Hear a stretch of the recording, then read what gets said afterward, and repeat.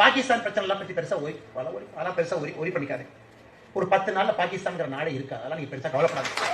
அதெல்லாம் நீங்க வந்து நம்ம கிராஜுவேஷன் டைம்ல இந்த மாதிரி இருக்கும், இந்தியால ஏதோ போர் வந்துடும்.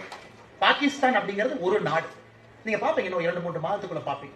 பாகிஸ்தான் என்பது பல நாடுகளாக மாறி பலுச்சிஸ்தான் ஒரு நாடு வரும். ஆனா பாகிஸ்தான்ல ஒரு பெரிய நாடா வச்சுக்கிட்டு இன்னைக்கு உங்க கிராஜுவேஷன் டைம்ல அதுக்கு ஒரு நேரம் கொடுத்து சிந்திச்சு டைம் எல்லாம் வேஸ்ட் பண்ணாங்க. நம்ம பொருளாதாரம் 4 ட்ரில்லியன், பாகிஸ்தான் பொருளாதாரம் 380 பில்லியன். நம்ம 12 மடங்கு பாகிஸ்தானோட பொருளாதாரத்துல பெருசா இருக்கும்.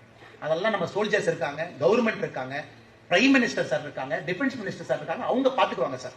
நாம நாட்டு மக்களோட நிற்போம், நாட்டோட நிற்போம், ஆர்மியோட இருப்போம். அவங்க என்ன வேலை செய்யணுமோ செய்வாங்க. நாம இந்தியர்களா கூட இருப்போம். அது மட்டும் நீங்க இருந்தா போதும். மிச்சத்தை பத்தி எதுவும் ஒரி பண்ணிக்காதீங்க. அவங்க பொசிஷன்ல இருக்கிறவங்க முடிவெடுத்து கட்டி வச்சு போயிட்டே இருப்பாங்க. அதனால இன்னைக்கு அதை உங்க மைண்ட்ல ட்ரபிள் பண்ண விடாதீங்க. கிராஜுவேஷன் ஒரு மாசம் கழிச்சு அந்த பிரச்சனை இருக்காது. நாம முடிவுக்கு இதை கொண்டு வர போகின்றோம்.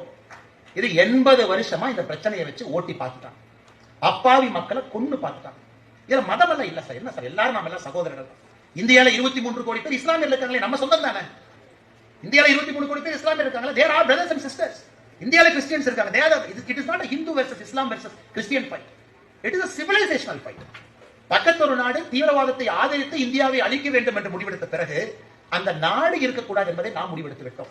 அதனால இங்க இருக்கக்கூடிய கிராஜுவேட்டிங் ஸ்டூடெண்ட்ஸ் அதெல்லாம் உங்க மைண்ட வந்து பெருசா அஃபெக்ட் ஆக விடாதீங்க. சந்தோஷமா இருங்க, ஹாப்பியா இருங்க.